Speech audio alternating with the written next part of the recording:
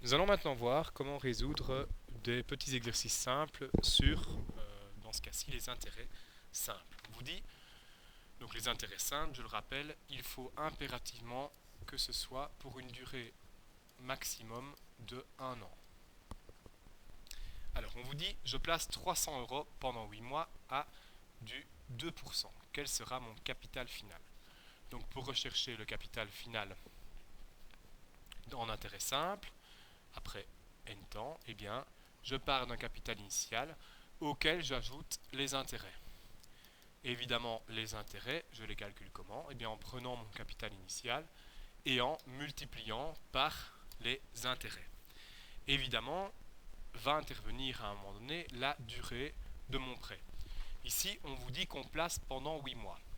Mais 2%, évidemment, représente 2% annuel. Et donc, comme mon capital de départ, c'est 300 euros, eh bien, il me faut des intérêts sur 300 euros. Je vais faire 300 euros fois du 2%, mais ça, c'est les intérêts que j'aurai sur 1 an. Comme je veux pour 8 mois, eh bien, je divise ces intérêts par 12 pour l'avoir pour 1 mois, et je fais fois 8. De cette manière, j'aurai pour 8 mois. Et j'obtiens la somme de 304 euros.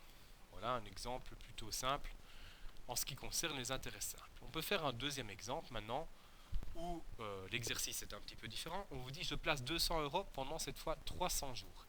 Et on vous dit qu'on obtient 4,93 euros d'intérêt. Et on vous demande quel est le taux annuel correspondant.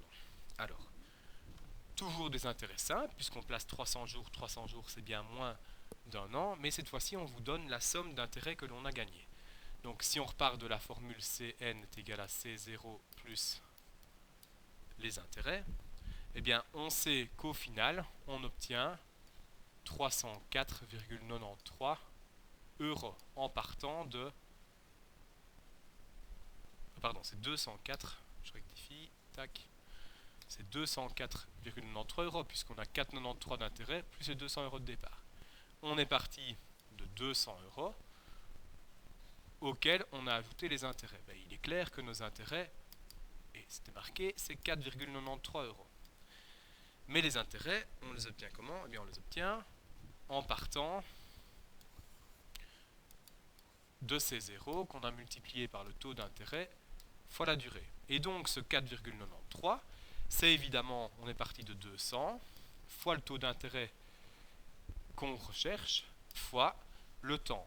Mais le taux d'intérêt que l'on recherche, c'est le taux d'intérêt pour 1 an. Moi, il me le faut pour 300 jours. Donc je vais diviser par 365 pour l'avoir pour un jour. Et je vais faire fois 300.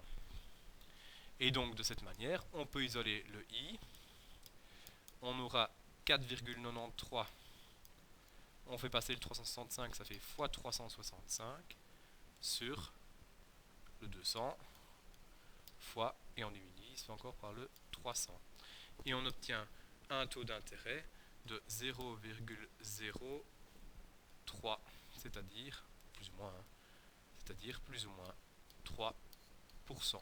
Voilà deux exemples d'intérêt simple.